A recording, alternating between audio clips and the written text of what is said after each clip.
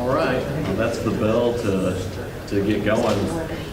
I was, when William was teaching on Wednesday, I couldn't help but just kind of feel bad because he had so much material to cover. And obviously it's a sermon of Jesus's, so it's like you gotta look at it, right? I mean, every single word has a certain amount of weight to it, and you've got to kind of parse that out. And I was just sitting there thinking, like, what idiot put this class together where he had to cover that much that fast? It was this idiot. But I think I mentioned this in our intro class whenever we were, kind of laying out what we'd be doing. It's the largest and longest book in the New Testament, Luke is, and so we got to move at a pretty good clip. But the good thing about it is, obviously, these are the teachings of Jesus and the life of Jesus and him acting these things out. We'll circle back to almost all of the points that got brought up in the Sermon on the Plain that William did a good job covering on Wednesday. Actually, even starting with a little bit of that this morning, as we look at Luke chapter 7, the first 35 verses here. And we'll talk about some of those connections in just a moment. But before we dive in, let's go to God in prayer, please. Our Father, we thank you so much for the opportunity to come together this morning to first and foremost remember your Son and his sacrifice, his willingness to come to this earth to take on the form of humanity and to live and die at the hands of the very ones he came to save. Ask that we take that in, appreciate it, and live our lives out with the knowledge of that. Be with us this morning as we study from your word and the actions of your Son that are recorded by Luke. Help us to garner from it what you would have us to take, to know that you are a God who sees us, who has compassion on us, who loves us, a God who requires action, or a God who requires faith on behalf of the ones that he came to preach and to save. Help us to be open to that. Help us to have attentive hearts and minds and ears to the things that you have to say through your word. All this we pray in your Son's name. Amen. All right.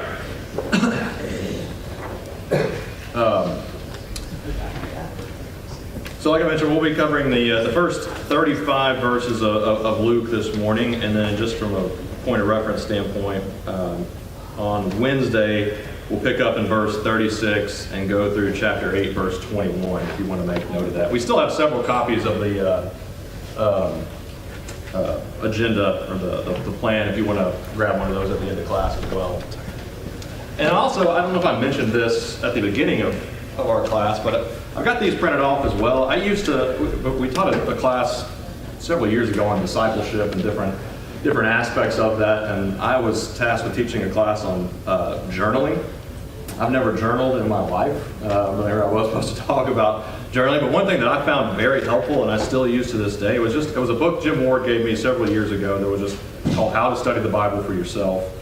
But in it, there's several just questionnaires that you're supposed to kind of look at to help you cover. I mean, it's very high level, very very basic, but this one's got 10 questions that just kind of make you pause and reflect on what any particular passage is just supposed to be about, and then really seeing the broader theme throughout that particular text. Like we'll see today when we start off in chapter 7 with a certain centurion who has great faith. But we conclude with John, who seems to be doubting. And so just the kind of just broad strokes of the two people that you think would be exactly the opposite from where they are from a spiritual and belief standpoint. So those kind of things. But go ahead and grab those if you want to at the end of class. I've always found them to be very helpful.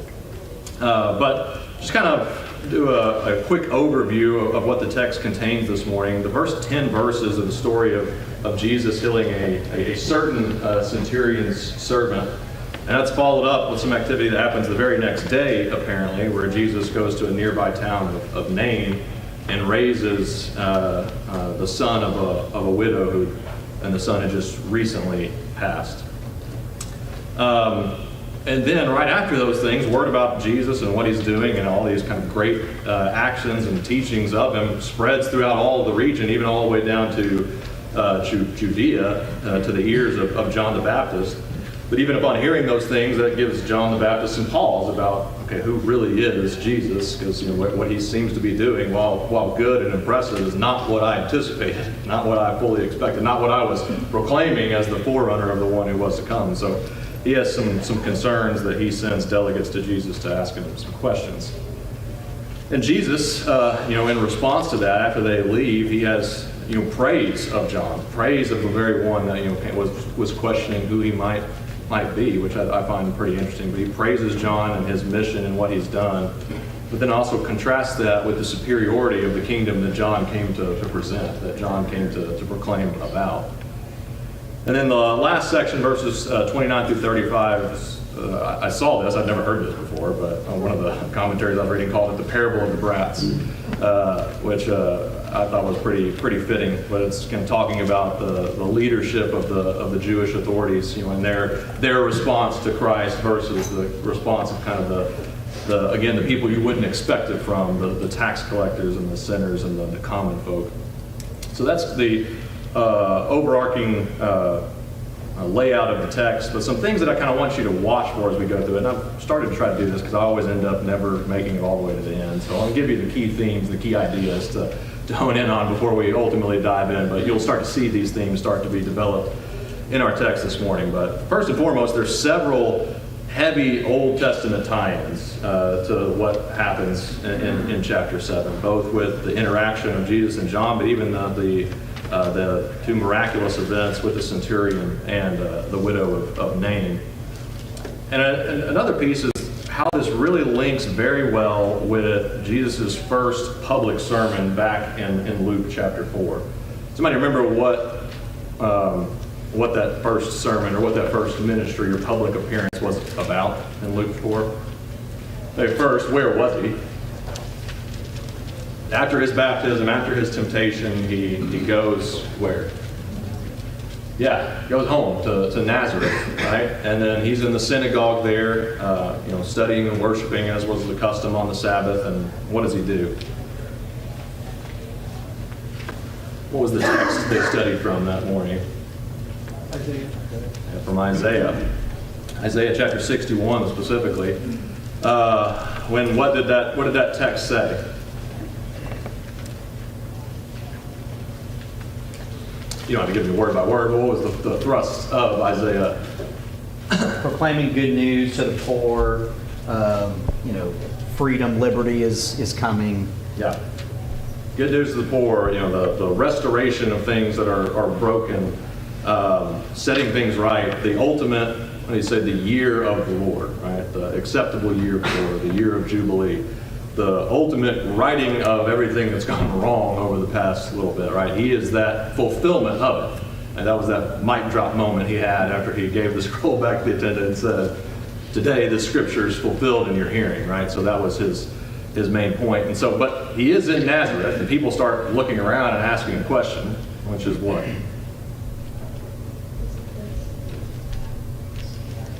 Yeah, isn't this Joseph's son? Don't we know this guy? And he's talking about being the fulfillment of some passage in Isaiah. And then, so they're asking, isn't this Joseph's son? Don't we know who this is? And then John here in this passage in chapter 7 is, are you really the coming one? Like, are you the one that we're supposed to be looking for, or are we expecting someone else? Who is Jesus? What's he ultimately about? But then after that sermon in chapter 4, he starts to press on the people a little bit, and he gives two examples of, you're surely going to tell me, to do the things that I do in Capernaum, which is ironically where our story this morning takes place. But do the things that you did over there, do them here at home, because we want to see it firsthand. We want to experience it firsthand. And he says, I tell you, surely that a prophet's never accepted in his hometown. And he gives two Old Testament examples. What were they? Elijah and the widow of Zarephath, right? It says there were many widows back in Elijah's day. Elijah went to one specifically, and then ended up staying with her for some time. That was the event where the widow didn't have enough food or flour to be able to just take care of herself. And Elijah's like, yeah, that's great, but go ahead and make me a cake still. Yeah, he said, I promise it will be okay as surely as the Lord lives. And sure enough, as long as Elijah was staying with them up till the rain came, they had enough to eat. But then even while he was staying there, her son, what happens to her son? I think I'm probably giving that away, but what happens to her son while Elijah is staying there? He dies. Yeah, he becomes ill and dies. That's her reaction is like, what are you doing here, man of God? Did you come here to just make things, get worse for me? But he ends up praying a similar prayer, like, what are you doing, God? I'm staying here, and you let this woman's son die while I'm staying here? That's not a good look. But he prays to God and lays over the body 3 times and then raises that son from the dead, and it says that he gives her back. And so that'll be a theme that we see here with Jesus and the widow of Nain, almost a very similar occurrence. What else? What was the other Old Testament other Old Testament reference that Jesus gave back in that first sermon? Elisha, Naaman. Yeah, Elisha and Naaman. And who was Naaman? Well, most interestingly, he wasn't a Jew, and neither was the widow from Zarephath, and Yeah. that's what upset them so much. Yeah. Is that he went to and so what he's prophesying there is, Yeah. it's a bigger than just the story that's in Luke 4. He's saying, I'm not going to be accepted by my hometown, Yeah. and I'm going to take it somewhere else. Yep, not going to be accepted at home. And as a matter of fact, I'm taking it to these people that you would not expect to be accepting of it. And he uses the other example of Elisha and Naaman. Naaman is the commander of this foreign oppressive power, right, to Israel. He's the one that ultimately is receptive of it. So yeah, not only not a Jew, and he's a Gentile, this unclean outsider, but he's also an unclean outsider with authority over what's happening, in an oppressive state. And same thing here, right? Jesus is going to be dealing with this certain centurion in the land of Capernaum who has a servant who's ill, and he sends word to Jesus as well. So again, very similar circumstances to both those instances, which Jesus himself has already brought up in his first public sermon there in Luke chapter 4, verses 16 through 13. Another big piece that you'll see is this concept of worth and faith.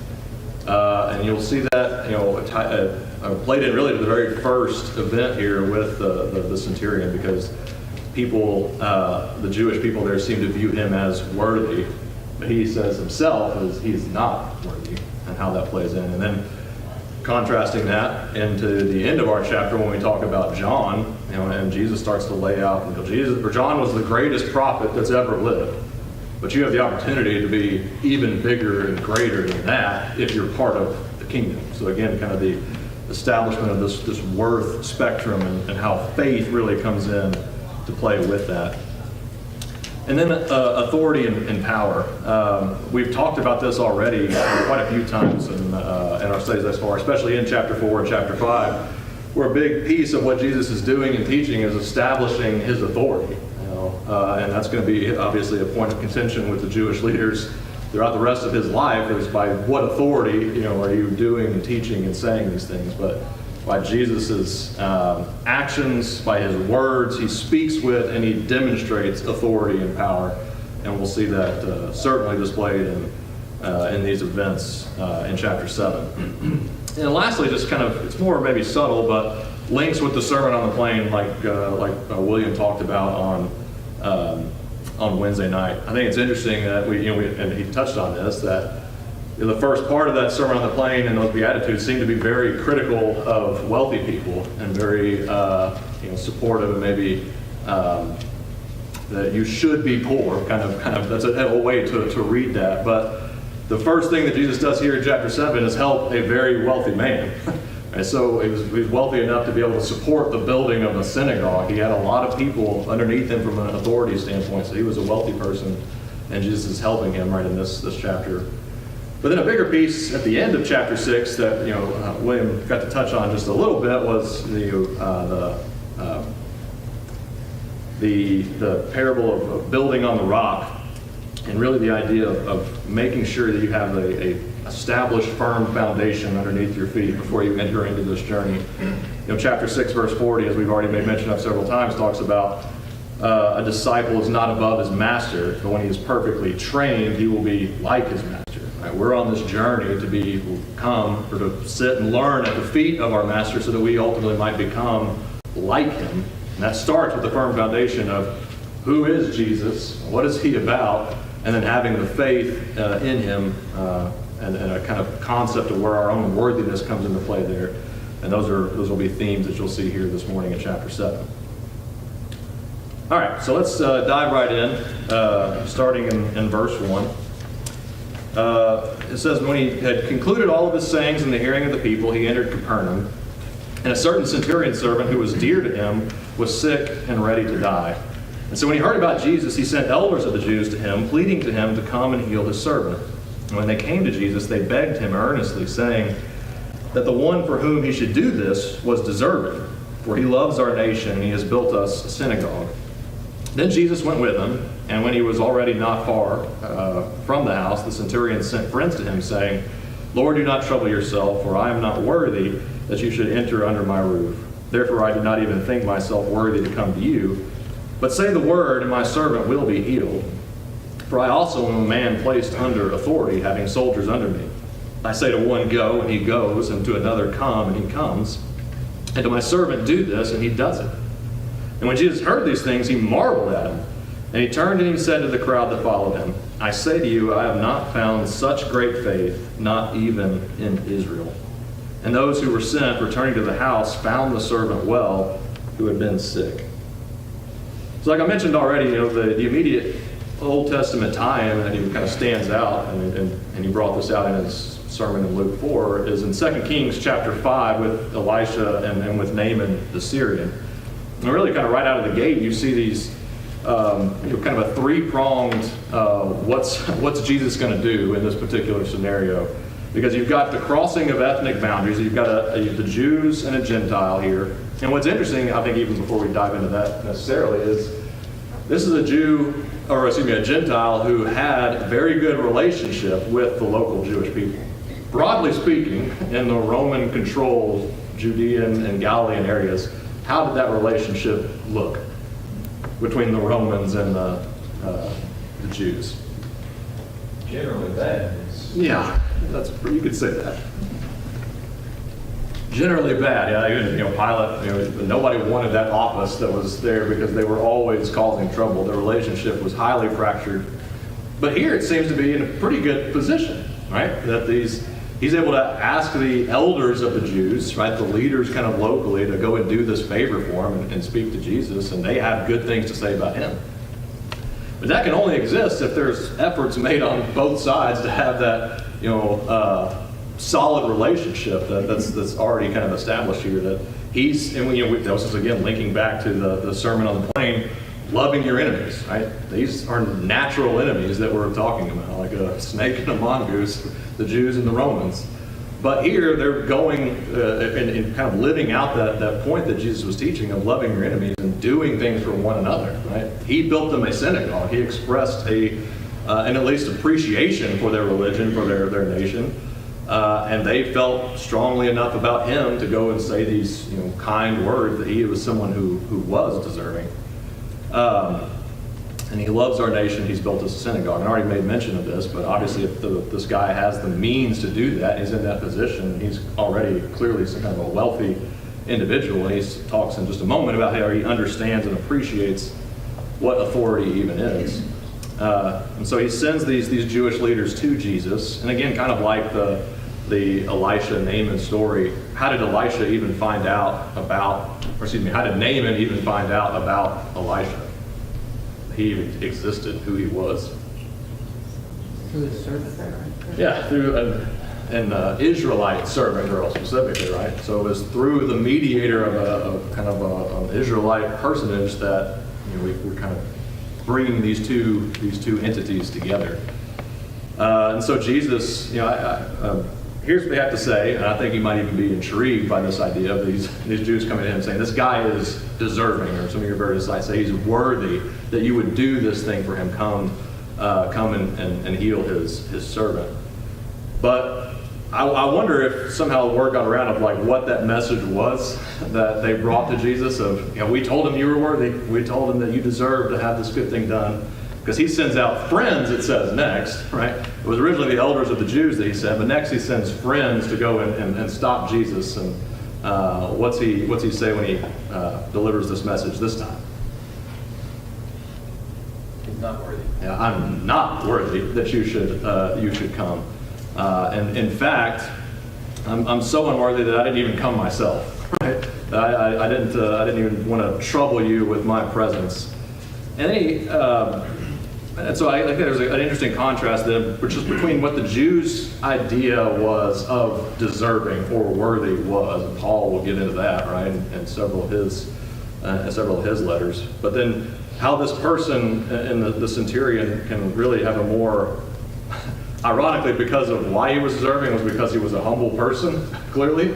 But his humility has enough in it to say to the Lord, even maybe not fully understanding what that means, I'm not worthy that you should come into my house, that you should bother yourself with coming. But if you will say the word, I know my servant will be healed. And why does he have the confidence to say that? If you just say the word, I know my servant will be healed. You don't have to come. I think he understands how authority works. Yeah. Just being in this position, he says, if I give a command to somebody or if I want something to happen, I can say the word myself. So. That's exactly right. And we already mentioned, the authority of Jesus, both in word and deed, has already been talked about several times in this class. And this centurion gets it. He's heard enough to know and appreciate, and he knows about authority to say that, when I have authority, I just say things and they get done. Right? I have enough people under me that are supposed to be or people that report up to me. And what I've heard about you, everything in creation is ultimately reporting up to you. So if you just give the command, I know that this will come about. And what's Jesus' response to that? Yeah, well, I've been talking to people for a little while now, and this is the most impressive thing that I've heard from a response standpoint. And again, it's from not only not a Jew, it's from a Gentile, an unclean Gentile, who is a Roman, a Roman agent. Floyd. I was going to say, not only did the centurion understand authority and that Jesus had it, he understood the universal concept of authority. Yeah. That here he could take it, the authority that he understood, and it applies on a higher level. And we try to teach the same thing to our kids, that authority to respecting your parents is going to lead to respecting other authorities and ultimately respecting God's authority. Your authority really is a universal concept. Yeah. And I think another thing with that, and kind of piggybacking off of it, is this passage really starts to show both the humanity and the divinity of Jesus. Right? It starts off in the very first verse that he entered Capernaum. He physically went somewhere. And then the Jews actually physically say, I want you to come with us, right? I need you to physically come and be with us so that you can heal this person. But the centurion understands Jesus doesn't physically have to be there for this to actually take place. He has authority broadly reaching enough that he doesn't physically have to be there to touch. If he just says, it will happen. And it's interesting that that this whole passage, these two characters never meet, right? They never actually meet one another. And so often, we might say in our own minds, if Jesus was just here, well, he is. He might not physically be here, but he doesn't have to be. His authority, his power is so broad and reaching that you trust in. Do you have enough faith and foundation in that authority and what it is to know that he doesn't physically have to be here? He is here because his word goes out and does what he wants it to do. But yeah, he's amazed at this man's response, and lo and behold, when they go back to the house, what do they find? Just like Jesus said, right? The servant was healed. So, any other points or thoughts on that? I like the comparison to what the Jews say makes him deserving of this, and what Jesus says makes his faith great. And they say, he built us this synagogue. He did this physical thing for us. Mm-hmm. He's great. Jesus points out it's his humility and his faith that he finds impressive. So I think it's just interesting, the two kind of things that are valued there. Yeah, he's deserving, and he has a certain idea and concept of what or we had this certain idea and concept of what God is supposed to be. Even to Kevin's points this morning around the Lord's Supper, about John chapter 11, right? When Mary and Martha finally come into contact with Jesus, what's the first thing they say to him? If you had been here, right? If you had been here, you could have presented this, right? And again, you see between them who had a much closer relationship with Jesus and were, from a Jewish background, versus this Gentile centurion who just says, no, if you just say, it will get taken care of. That's how it works for me. I know that's how it works for you. So please do this. So yeah, very, very impressive, very powerful encounter here. Then the next day, right? So this is no break in the action. He goes into this city called Nain. From a geographic standpoint, not exactly sure what it is, but obviously still in the region of Capernaum. His disciples are with him, and there's a large crowd that's following Jesus. And as this large crowd comes into contact or gets close to the city gates, there's another large crowd that's having some type of procession. But what type of procession are they having? A funeral procession. And something especially sad about this particular funeral was that it was the son of a widow. Why is that important? The son has to take care of his mother, she's a widow. Yeah, widows, especially in this culture, not terribly unlike today, are very economically put on the outside, on the fringes, because they don't have the ability to work or to care for themselves. And so it fell upon the children to look over their mother. But here, this was her only son, and now he's passed away. So this woman basically has got nobody left, right? But she does have this large crowd that's there to support her and to grieve with her, but it's almost grieving the position that she's in now. Not only has she just lost her son, but what else does she even have? And I think it's interesting in that these two comparisons, the large crowd with Jesus, the large crowd that's with her, none of what's happening is lost on the Lord, because the Lord sees her, it says there in verse 13. Large hustle and bustle of what's going on, but Jesus takes notes of even some of these, minor, what you might call them, the details. But not only does he see her, he has this emotional reaction. He has compassion on her, and he cries out to her not to weep. Now, that's kind of a silly statement when you think about it, because, again, where are we? What's happening? This is a funeral for her son. She's got nothing left, and Jesus says, don't weep. If there was ever a time to weep, this would probably be it. But you almost have to wonder, wish you could kind of hear the tone in which Jesus said this, not only maybe with a hint of authority in it, like we've already talked about, but also with the hint of the compassion that he has, and that, hey, this is going to be okay. And so he stops the funeral procession, and there's the open coffin, not a coffin like we would think of today. The body's being basically just carried out in the open. And he stops them, and he touches the open coffin. And why is it important to kind of give that little detail? Yeah, that would make Jesus unclean, right? We already saw, back in chapter 5, where Jesus touches the leper. Again, just doing that would make Jesus unclean. But not only does he not become unclean, he reverses whatever the impact was. The leper, he makes him clean and restores him. And now with this dead body, he says to the young man, I say to you, arise. And he who was dead sat up and began to speak. It says that he presented him to his mother.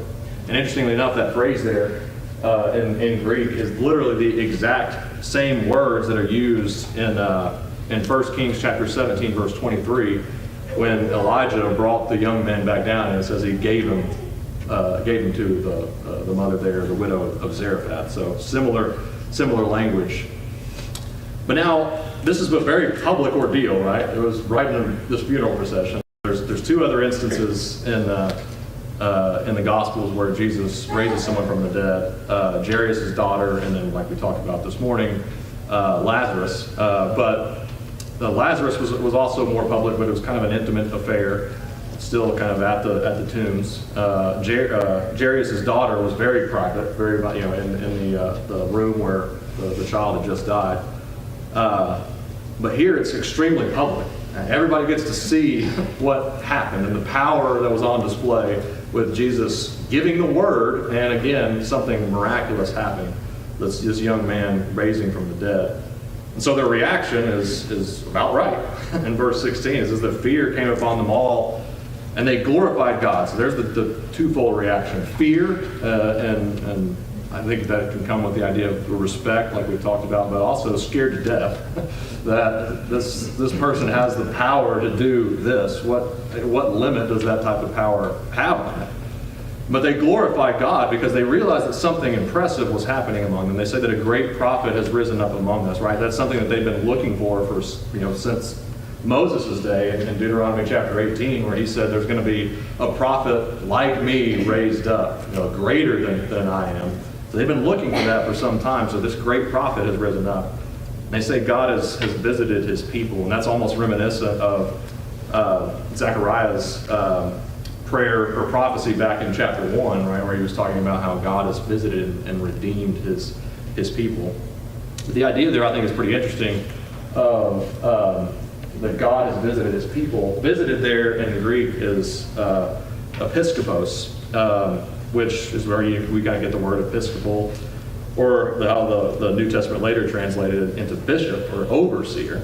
And so this is God overseeing, or God visiting his people and making an actual interaction and relationship with them. God is physically here. And this report about him went throughout all the land of Judea. I just heard something this week that stuck with me. It was, again, from somebody I wouldn't necessarily expect it from. I was just on a conference call with work, and we were talking about sending out salespeople into the plants that we service, and one of the guys, a younger guy on the call, said, yeah, that's a good idea. The shepherd should smell like the sheep. And I was like, I'm going to write that down. I might use that on Sunday. But I think this is a great context with it, that Jesus, despite the loudness and the largeness of what's going on, he stops, notices what's happening, and he's the shepherd that smells like the sheep, right? He's getting involved in what's happening in their lives because he sees and he has compassion, and then he acts. All right. Then the last section, starting in verse 18, the disciples of John come to him with this question.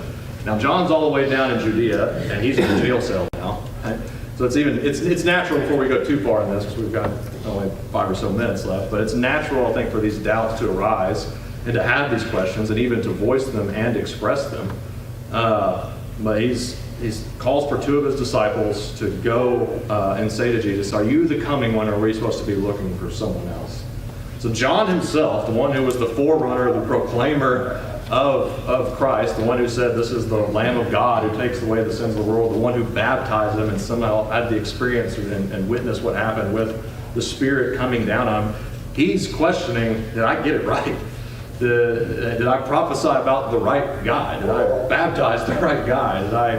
Was I being the forerunner for the right one? Or are we still looking for something else? And I think that says something about how Jesus, even doing these great things that he was doing, still didn't fit the mold of what people expected from the Messiah. John himself, I was actually proclaiming that, judgment and the winnowing fork was in your hand and the fire is burning even now. I was expecting this great judgment reversal, setting things up, but you're doing impressive things. It's not what I was expecting. So is there something else coming? Right? But when they come and they ask this question to Jesus, what was Jesus' response?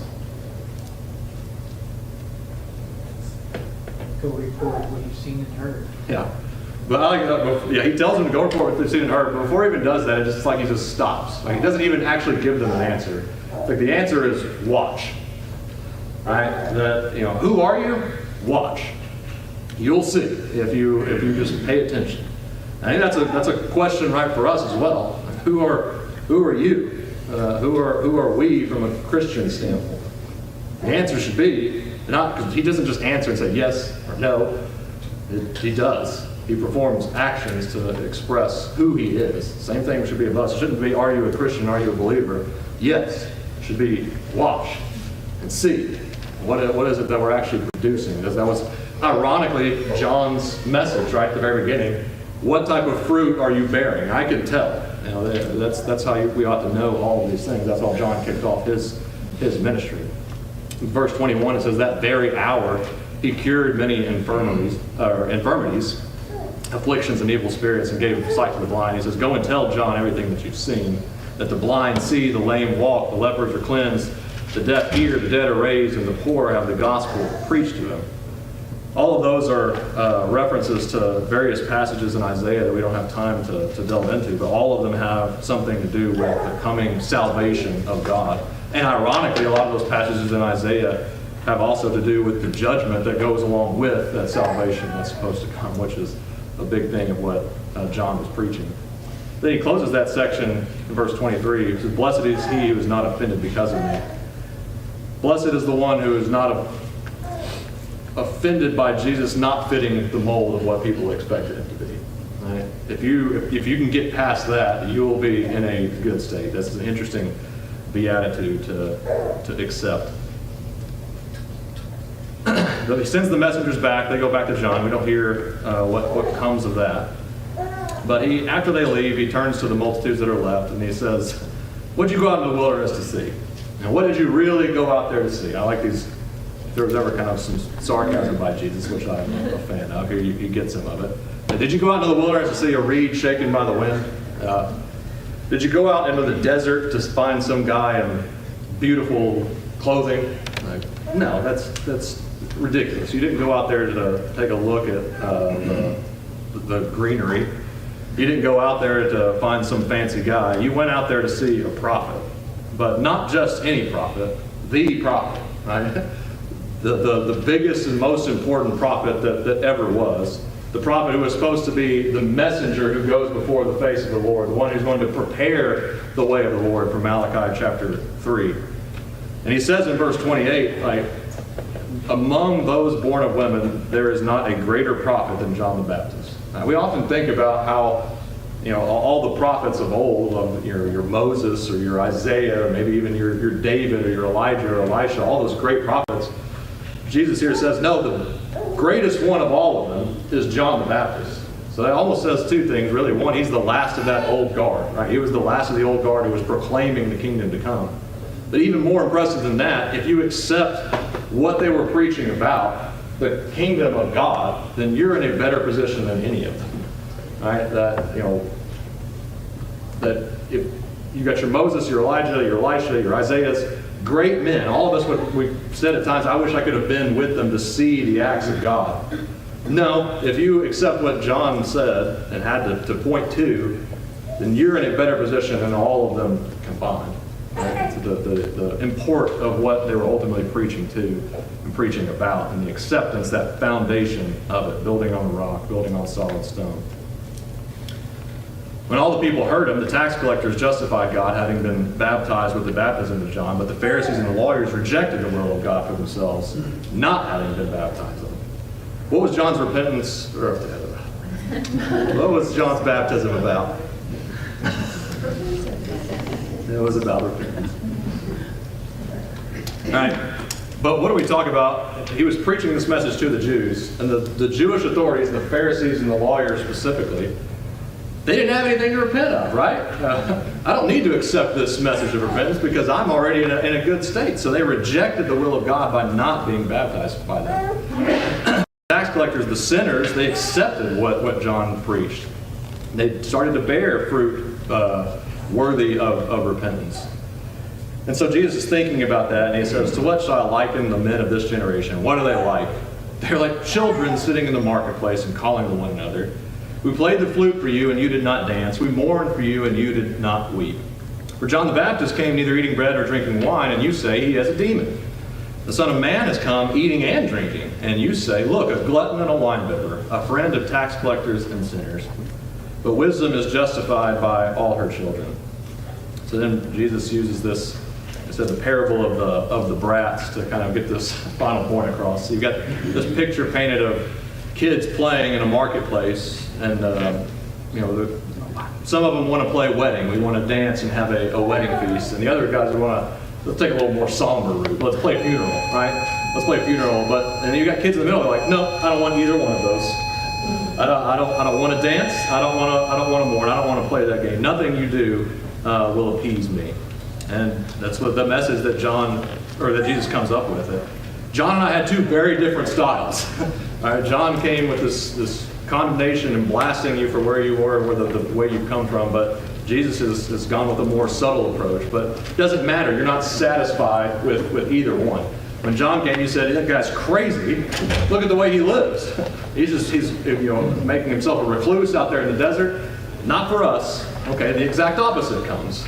Someone who's getting involved in the very minutia of the daily people, and they say, "This guy's going a little too far with that." Right? No matter what, they weren't appeased by it. But Jesus closes that and says, "Wisdom is justified by her children."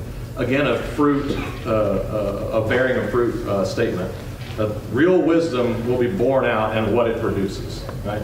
Real acceptance of everything that Jesus is teaching will have a change associated with it that bears a difference after the fact. And that's how he closes that section. But thanks for your time, appreciation. Again, we have to cruise through it. So.